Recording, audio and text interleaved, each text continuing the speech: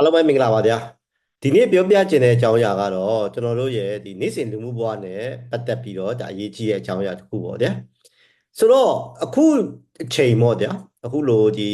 ဧပြီမေပေါ့ဗျာနွေရာသီဆိုတဲ့အချိန်တွေမျိုးမှာကျွန်တော်တို့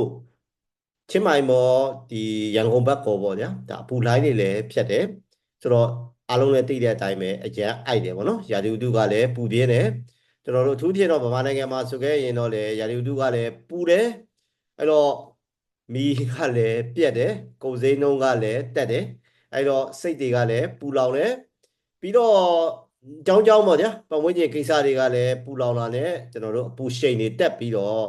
heat stroke တွေရတယ်ဆိုတဲ့သတင်းတွေကျွန်တော်တို့ပြန်ပြီးတော့ကြားရတယ်လွန်ခဲ့တော့နှစ်ပတ်လောက်ကမှကျွန်တော်တို့အတိတွေကဒါမိတ်ဆွေတယောက်ပေါ့ဗျာဒါ heat stroke ပေါ့ပူပြင်းတယ်ဆိုတဲ့အချိန်မှာ short ကြပြီးတော့ပေါ့ဗျာအသက်အနေနဲ့ဒါထိခိုက်သွားတယ်ပေါ့ဗျာထူးထင်တော့ဒီ heat stroke တွေကကျွန်တော်တို့ဒါလူကြီးတွေမှာတော့ပို့ပြီးတော့ရာတက်တယ်ပေါ့ဗျာအဲ့တော့လေအဲ့တော့အဝေးရောက်နေတဲ့လူတယောက်အနေနဲ့ပေါ့နော်ကျွန်တော်ရဲ့ဒီလူကြီးမိဘတွေအတွက်လည်းကျွန်တော်စိတ်ပူရတာပေါ့နော်ဆိုတော့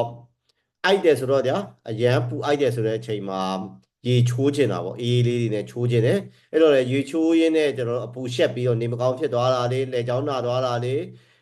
းရုပ်ဆွအဆုံးပေါ့နော်အသက်တွေထိခိုက်သွားတဲ့အထိကိုဒါကြုံရတတ်တယ်ပေါ့ဗျာအဲ့တော့ဆရာဝန်တယောက်အနေနဲ့ပေါ့ဗျာကျွန်တော်ကအခုလိုအပူရှိန်လွန်ခဲ့တဲ့ကာလမှာရေဘယ်လိုချိုးရမလဲဆိုတဲ့ရေချိုးနည်းလေးအကြောင်းကိုမျှဝေပေးခြင်းတယ်ဗျအဲ့တော့လူတို့ရှင်းလေးပဲပြောမယ်ပေါ့နော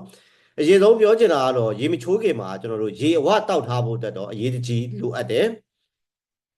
ပြီးတော့ရေချိုးတော့မယ်ဆိုခဲ့ရင်အခုလိုရာသီဥတုပူပြင်းနေဆိုတဲ့အချိန်မှာမနေ့အဲ့ရနိုးလာတာနဲ့ကျွန်တော်တို့ရေစပြီးတော့မချိုးတင်ဘူးပေါ့ဗျာဘယ်လိုအချိန်ကအကောင်းဆုံးလဲဆိုခဲ့ရင်မနေ့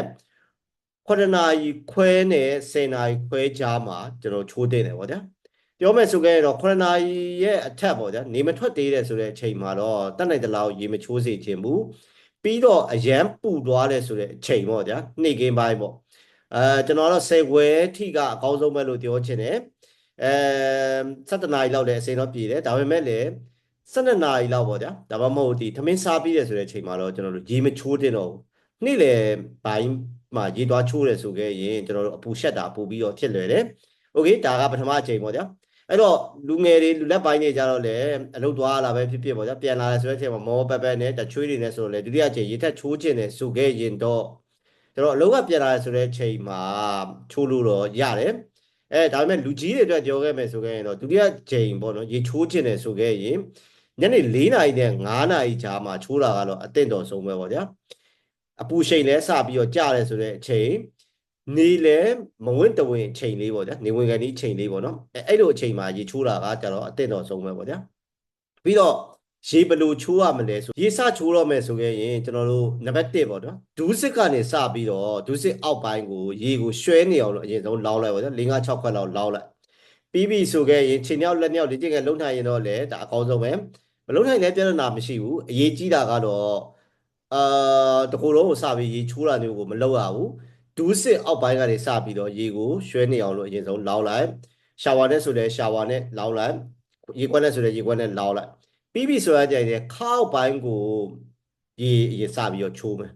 ကျွန်တော်ဆိုတော့ခဏကိုအောက်ပိုင်းကိုအရင်ဆုံးချိုးမယ်ပေါ့ဗျာခါအောက်ပိုင်းပေါ့ဗျာဆိုတော့အထူးသဖြင့်တော့ဒီပေါင်ကြားတွေကိုပေါ့ဗျာဒီကျွန်တော်ဆက်တရားတွေကြာတိုက်မယ်ဘာလို့လဲဆိုတော့အဲ့ဒီမှာကကြွကြောမကြီးတွေရှိတယ်ပေါ့နော်ဆိုတော့အပူထွက်သွားစေဖို့အတွက်အရေးကြီးတယ်အဲ့တော့ခဏကိုအောက်ပိုင်းကိုရေစချိုးမယ်ကျွန်တော်တို့ဆက်တရားတွေကြာတိုက်ပြီးတော့ကျွန်တော်တို့ရေချိုးမယ်ပေါ့ဗျာဆိုတော့ကျွန်တော်ကပြောခဲ့သလိုပဲဒီပေါင်ကြားနှစ်ဖက်မှာကျွန်တော်ကြွကြောမကြီးရှိတာကြောင့်မလို့အဲ့နေရာကိုဒီကြာလေးကျွန်တော်ရေလောင်းပြီးတော့အရင်ဆုံးချိုးလိုက်ပေါ့ဗျာအဲ့တော့အဲ့လိုချိုးနေရင်းနဲ့ချမ်းစိတ်တက်လာတယ်ဆိုခဲ့ရင်တော့အပေါ်ပိုင်းကိုရေအများကြီးထပ်မချိုးတော့ဆိုလိုတဲ့သဘောကရေမချိုးတော့ဘူးရေဘက်တိုက်ပြီးတော့ပဲကျွန်တော်တို့ရေချိုးရဲဆိုတဲ့ဟာကိုရက်လိုက်ရေဘက်တိုက်မယ်မျက်နှာတင်မယ်ပေါ့ဗျာအဲ့တော့ရေဘက်ကဘယ်လိုတိုက်ကမလဲဆိုတော့အဝတ်တစ်ခုနဲ့စောနာကကြတော့ပေါင်ကြားနှစ်ဖက်ကိုကျွန်တော်စက်ကြတိုက်ခိုင်းပြီးသွားပြီဗျာဆိုတော့ရေဘက်တိုက်တယ်ဆိုတဲ့နေရာမှာအဓိကကြွေးကြောမာကြီးရှိတဲ့နေရာ9နေရာရှိတယ်လေဘင်းကြားပေါ့ဗျာလေဘင်းနှစ်ဖက်ပေါ့ပြီးတော့ဂျိုင်းကြားဂျိုင်းနှစ်ဖက်ပေါ့ဗျာအဲဆို4နေရာပေါင်နှစ်ဖက်ကြားဆိုတော့ကျွန်တော်တို့ဒါ6နေရာပြီးတော့ byte ပေါ့ဗျာဆိုတော့ စောနာကပေါင်ကြားကခလာကိုအောက်ပိုင်းမှာပါသွားပြီဆိုတော့အကယ်၍နေခလာကိုအောက်ပိုင်းမှာရေချိုးရင်းနဲ့ချက်စိတ်တက်လာတယ်ဆိုခဲ့ရင်အပေါ်ပိုင်းကိုရေဆက်မချိုးတော့ဘဲနဲ့လေဘင်းနှစ်ဖက်ကြားရဲ့ဂျိုင်းနှစ်ဖက်ကြားရဲ့ပိုက်ကယ်ကိုရှေ့ဘက်တေချာလေးပုတ်တိုက်လိုက်မယ်ပေါ့ဗျာပြောမယ်ဆိုခဲ့ရင်တော့လက်ပေါ့နော်ဂျိုင်းနှစ်ဖက်ကြားကိုတိုက်တော့မယ်ဆိုခဲ့ရင်လက်ဖက်ကိုပေါ့ဗျာရေဘက်ဝက်ကနေပြီးတော့ကျွန်တော်ဆွဲသွားဖို့အတွက်လိုအပ်တယ်ပြောမယ်ဆိုခဲ့ဒီနန်ဂျာကနေပြီးတော့စပြီးတော့တိုက်ပြီးတော့ဂျိုင်းကိုဖြတ်ပြီးတော့ကျွန်တော်တို့ဒီလက်မောင်းဘက်ပေါ့ဗျာအဲ့လိုမျိုးကိုတိုက်ပါဘိုက်ကိုတိုက်ပြီးဆိုခဲ့ရင်တော့လေကျွန်တော်တို့အပေါ်ကနေပြီးတော့အောက်ကိုဆွဲချပေးပါလေဘင်းဆိုခဲ့ရင်တော့လေကျွန်တော်တို့ဒီခုံးဖက်ကနေပြီးတော့ဒီအောက်ဖက်ကိုဒီဆွဲချပေးပါကြအဲ့ဒီလိုလေးတွေဒါလုပ်ပေးပါโอเคအဲ့လိုရေဘက်တိုက်မယ်ပြီးတော့ညနာတက်ပြီးပြီဆိုရင်ကျွန်တော်ရေချိုးတာကိုကျွန်တော်တို့ရက်လိုက်မှာပေါ့ဗျာအကယ်၍အောက်ပိုင်းမှာရေချိုးလို့ကျွန်တော်မချမ်းစိတ်လာဘူးဆိုခဲ့ရင်တော့ခန္ဓာကိုယ်အပေါ်ပိုင်းကိုကျွန်တော်တို့ရေဆက်ချိုးမှာပေါ့ဗျာဒီရေချိုးနည်းကနေ့စဉ်နေ့တိုင်းမှာလည်းချိုးတင်တယ်ထူးဖြင့်တော့အဖျားရှိတယ်ဆိုခဲ့ရင်ဒါချိုးတင်တယ်ဗျအဖျားရှိနေတဲ့လူတွေပေါ့ဗျာလူကြီးပဲဖြစ်ဖြစ်ကလေးပဲဖြစ်ဖြစ်ကျွန်တော်တို့ရေဘက်တိုက်ချတယ်ဆိုတဲ့နေရာမှာဇောနာကဒီနီလမ်းကိုလည်းဒါအသုံးပြုတယ်ပေါ့ဗျာဆိုတော့အရေးကြီးမှာကျင်တာကတော့ခန္ဓာကိုယ်အောက်ပိုင်းကနေစပြီးတော့ရေချိုးဖို့အတွက်တော့လိုအပ်ပါတယ်โอเคခေါင်းလျှော်ခြင်းနဲ့ဆိုခဲ့ရင်တော့လေသောနာပြောခဲ့သလိုအစင်လိုက်သွားပြီးတော့မှရေချိုးပြီးပြီဆိုတော့မှပဲခေါင်းလျှော်ပါအဲ့တော့ဟင်းအေးတောင်းလည်းပူတယ်ပေါ့နော်ငါခေါင်းတစ်ခါလဲလျှော်မယ်ဆိုခဲ့ပြီးတော့ခန္ဓာကိုယ်ကိုရေမချိုးသေးပဲနဲ့ကျွန်တော်တို့ခေါင်းတန်းမလျှော်ပါနဲ့လို့ကျွန်တော်ကအလေးနဲ့ထားပြီးတော့တိုက်တွန်းစကားပြောချင်တယ်ပြီးတော့အခုလိုရာဒီဥတုမှာအိုက်လိုက်တာကွာဆိုခဲ့ပြီးတော့ရေအေးနဲ့ပေါ့နော်ရေချိုးတာမျိုးလည်းမလုပ်သင့်ဘူးပြီးတော့အပြင်ဘပူရှိန်လည်းရှိနေတယ်ဆိုတဲ့အချိန်မှာရေပူနဲ့လည်းရေမချိုးသင့်ဘူးကျွန်တော်တို့ရေနွေးနဲ့တော့ချိုးလို့ရတယ်အဲ့တော့မနက်ပိုင်းပေါ့ဗျာ9နာရီခွဲပတ်ချက်လောက်မှရေချိုးမယ်ဆိုခဲ့ရင်တော့လည်းနေလေစထွက်လာတယ်ဆိုတဲ့အချိန်မှာပေါ့ဗျာအကယ်၍နားထောင်နေတဲ့လူတွေကဒီနယ်ဘက်ကလူတွေပဲဖြစ်ဖြစ်ဒါမှမဟုတ်လေအပြင်ဘက်မှာရေချိုးတဲ့လူတွေပဲဖြစ်ဖြစ်ဆိုရင်နေပြထားတဲ့ရေနဲ့ချိုးပါအဲ့တော့ရေကိုနေပြလို့ရတဲ့အခြေအနေရှိခဲ့တယ်ဆိုခဲ့ရင်အဲ့လိုမျိုးနေပြထားတဲ့ရေနဲ့ကျွန်တော်တို့ချိုးပေးစေခြင်းတယ်ပြီးတော့ဆက်ပြအဲ့တော့ဘယ်ဆက်ပြနဲ့တိုက်တိုက်တော့အစင်တော့ပြေပါတယ်ဒါပေမဲ့လည်းပူကောင်းတာလေးပြောခဲ့မယ်ဆိုခဲ့ရင်တော့လေရှားစောက်လက်ပတ်တို့မကြီးတို့ပါတဲ့ဆက်ပြမျိုးကိုဒီလိုရာသီဥတုမှာရေချိုးရဲဆိုတဲ့အချိန်မှာအသုံးပြုရင်ဒါပို့ပြီးတော့တင့်တော်တယ်โอเคအဲ့တော့ရေစချိုးရမယ်ဆိုခဲ့ရင်ရှေ့ပိုင်းမှာပြောခဲ့တယ်လို့ပဲရေဝါတောက်ပြီးတော့မှရေချိုးခြင်းကိုကျွန်တော်တို့စတင်ပါတယ်ဗျအဲ့တော့ရေတောက်လိုက်မယ်ပြီးပြီဆိုရင်ရေမချိုးမိကိုကျွန်တော်တို့စီတွားလိုက်ပါစီတွားပြီးတော့မှခလာကိုအောက်ပိုင်းကိုရေစလောက်ခြင်းအပြင်ရေစချိုးပါအဲ့တော့တချို့တော့လူတွေမှာအကျင့်ရှိတတ်တယ်အဲ့ဒါကဘာလဲဆိုတော့ရေချိုးနေတဲ့မှာရှူရှူပေါက်ထည့်တယ်ပေါ့နော်ရှူရှူပေါက်ချတယ်အဲ့ဒါကကြတော့ကြောက်ကက်ကျမကြီးအတွက်လည်းကောင်းတယ်လို့လည်းဒါပြောကြတယ်ဗျတော့မန်တစ်လောက်မှန်ပါတယ်ဒါပေမဲ့လည်းအခုလိုရာသီဥတုပူပြင်းနေဆိုတဲ့ရာသီဥတုမှာရေချိုးရင်းနဲ့ကျွန်တော်တို့စီးသွားလာကတော့မလုပ်ပါနဲ့ဒါမတင်တော်ဘူးလို့ပဲကျွန်တော်ကပြောချင်တယ်ဗျပြီးရေချိုးပြီးသွားပြီပေါ့ရေချိုးပြီးသွားပြီဆိုကြရင်ဘာလုပ်မလဲဆိုတော့ခန္ဓာကိုယ်နဲ့ခေါင်းနဲ့ကိုတေးချာချာလေးကျွန်တော်ရေစင်အောင်လို့တုပ်ပေးဖို့အတွက်လိုအပ်တယ်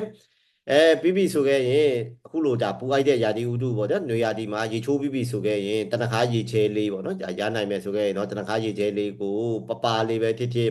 ထူထူပဲဖြစ်ဖြစ်ပေါ့ဗျာမိန်းကလေးဆိုခဲ့ရင်တော့လေတနခါဘက်ကွက်ကြားတွေနဲ့ထူထူနဲ့ပေါ့ဗျာကျွန်တော်တို့အညာဘက်ကကျွန်တော်တို့ညီမတွေအမတွေဆိုခဲ့ရင်သူတို့လိမ့်တယ်ဒါအရန်ကောင်းတယ်ဆိုတော့တနခါလိမ့်ထားနိုင်ခဲ့ရင်ဒါအရန်ကိုကောင်းပါတယ်လိမ့်ဖို့အတွက်လည်းကျွန်တော်အနေနဲ့တော့ဒီတိုက်တွန်းအားပေးချင်ပါတယ်ဗျအဲ့တော့ဒါကတော့အခုလိုဓာတ်တူပူပြင်းနေဆိုတဲ့အချိန်မှာရေဘယ်လိုချိုးရမလဲဆိုတဲ့လက်တွေ့အသုံးချနိုင်တဲ့နည်းလမ်းလေးကိုကျွန်တော်အများနားလည်လွှဲအောင်လို့ကျွန်တော်ကမျှဝေသွားတာပဲဖြစ်တယ်ဗျအဲ့တော့အခုနားထောင်နေကြတဲ့မိတ်ဆွေတွေကျမရဲ့ဘူဒုတာတွေအများကြီးရသွားပြီဆိုတာကိုကျွန်တော်ယုံကြည်တယ်အဲ့တော့ကိုတိတဲ့တိပညာ